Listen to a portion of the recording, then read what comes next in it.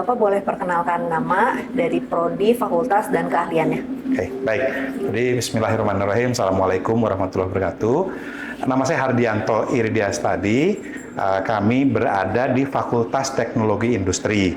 Sekarang kita ada di ruangan Gedung Teknik Industri atau Gedung Matias Aruf, di mana lab ini adalah Laboratorium Ergonomi. Sebetulnya lebih lengkap namanya Laboratorium Rekayasa Sistem Kerja dan Ergonomi. Banyak sekali peralatan-peralatan ergonomi di sini. Nah, sekarang kita di belakang kita ini adalah simulator kereta api. Bidang riset saya adalah ergonomi, secara khusus bicara mengenai kelelahan yang dialami oleh masinis, dialami oleh supir truk, supir bus, bahkan kelelahan-kelelahan yang dialami oleh para pekerja atau operator di sektor migas, pertambangan, atau manufaktur. Kurang lebih itu. Ya. Boleh di-spill nih Pak. Apanya? Tentang penelitiannya. Penelitiannya baik. Jadi penelitian saya salah satu yang sekarang di tahun 2025 ke 2026 yang sedang kami lakukan adalah mengembangkan teknologi untuk mendeteksi kelelahan, kantuk dan kelelahan.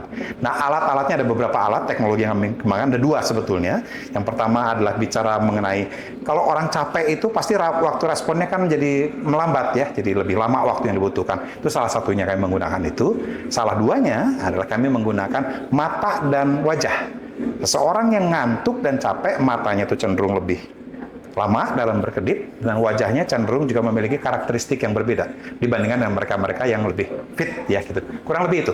Nah, jadi kami membangun teknologinya. Jadi ada software, ada hardware-nya. Ya. Boleh di-spill di labnya Pak? Silakan kita coba masuk ya. Kita lihat di sini.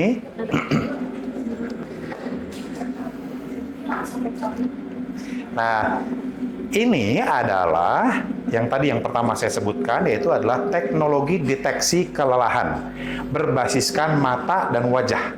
Jadi kalau mata kita berkedipnya lama, itu berarti orang itu ngantuk. Kalau wajah kita cenderung statis hanya pada satu titik, itu juga cenderung mengantuk atau capek. Sayangnya masalah di kita nggak tahu yang namanya ngantuk dan capek itu kalau berkedipnya berapa lama. Ya, jadi durasi kedipannya berapa lama itu yang kami kaji di laboratorium ini. Ini adalah software dan komputer yang bisa digunakan untuk mendeteksi berapa lama sih durasi kedipan mata kita, dan ini ada beberapa parameternya di sana yang nanti akan muncul ya untuk di sisi kanan bisa kita lihat misalnya ada angka 230 milisecond, artinya adalah durasi kedipan mata kita adalah 230 milisecond ya, dan seterusnya lah. Jadi ini aplikasi yang bisa kita gunakan untuk menetapkan apakah seseorang itu fit atau mengantuk atau perlu pengawasan. Biasanya kami kelompokkan dalam 3 hal itu. Oh iya. Gitu ya. Oke, selanjutnya. Nah, ini adalah teknologi kedua. Teknologi yang kedua, ini kami tadi belum menjelaskan, tapi teknologi kedua yaitu berdasarkan waktu respon. Jadi seseorang yang capek atau ngantuk, waktu responnya terhadap sebuah stimulus itu menjadi lambat. Nah, ini adalah teknologi yang bisa kita gunakan untuk mengukur waktu respon orang itu cepat atau lambat. Di komputer ini nanti akan muncul kotak-kotak seperti ini, kotak papan catur sebagai stimulus visual, dan operator diminta untuk menekan tombol spacebar. Makin cepat dia menekan tombol spacebar, waktu reaksinya berarti pendek, bagus sekali. Tapi bagi mereka yang sudah mengantuk, capek, seharian kerja dan seterusnya, waktu responnya menjadi lebih rendah. Nah, 2 alat ini yang sebetulnya kami kembangkan di lab kami, dia dua alat ini. Nah, tadi saya lupa menjelaskan, tapi di sini ada satu alat yang sangat canggih, nggak semua orang punya.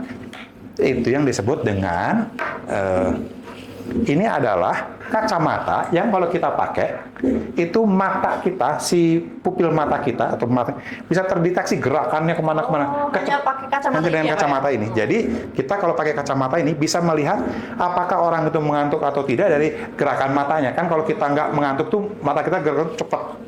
Tapi kalau ini lambat. Terus area pergerakan mata bisa terekam di sini. Dan macam-macam. Banyak, ada berapa 10 parameter dengan menggunakan ini. Nah, ini kelihatan sederhana tapi harganya berapa tadi udah ketemu?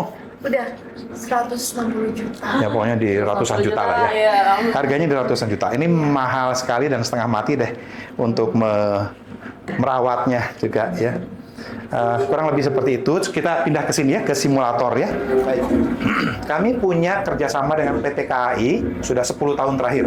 Kami kerjasama dengan KAI dan diawali dengan kami memiliki yang namanya simulator kereta api.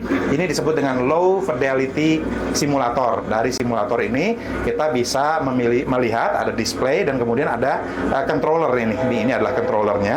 Nah, dengan setup seperti ini kita bisa melakukan eksperimen laboratorium di mana responden dan masinis sebagai contoh diminta untuk melakukan tugasnya.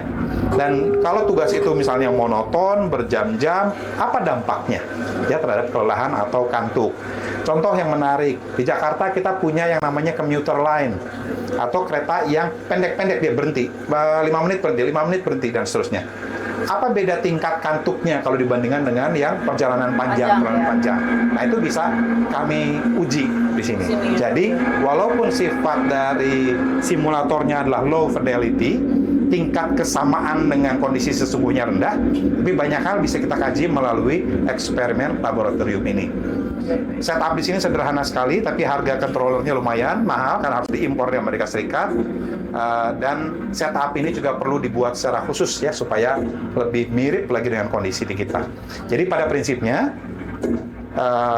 laboratorium ini atau simulator ini digunakan untuk mengevaluasi kelelahan dan kantuk serta performansi kerja dari masinis saat melakukan tugasnya. Mungkin kurang lebih seperti itu ininya ya, penjelasan singkatnya ya. Kira-kira Pak, harapan Bapak mengenai penelitian ini harapannya selanjutnya ya. Nah, saya punya ini harapan sekalian curhat ya. Iya. Banyak sekali teknologi yang kita punya di Indonesia diimpor dari luar negeri. Harganya mahal sekali.